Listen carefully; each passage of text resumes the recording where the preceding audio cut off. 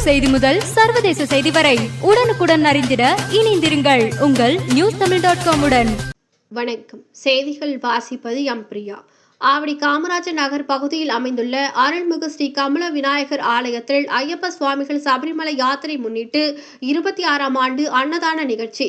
39வது வட்ட செயலாளர் மொசைக் செந்தில்குமார், 39வது வட்ட மாமன்ற உறுப்பினர் சரளா செந்தில் மற்றும் துபாய் வெங்கடேசன், ரமேஷ், ராதாகிருஷ்ணன், அஸ்லாம், ஜெயராமன், ஜெகநாதன், பாண்டி, சந்திரலோகன் மற்றும் நிர்வாகிகளின் ஏற்பாட்டில் நடைபெற்றது.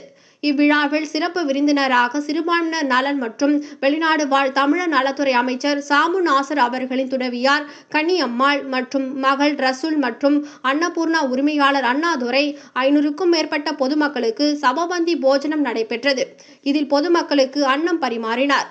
அதன் பிறகு மக்களுடன் மக்களாக உணவு அருந்தினார்.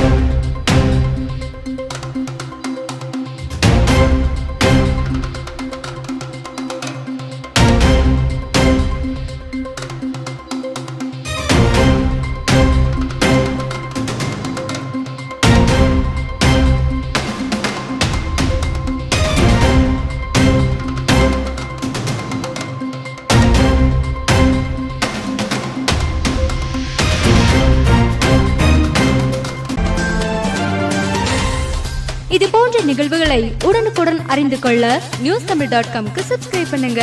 கீழே உள்ள பெல் ஐகானை கிளிக் பண்ணுங்க. உடனுக்குடன் அறிந்திட இணைந்திருங்கள் உங்கள் newstamil.com உடன்.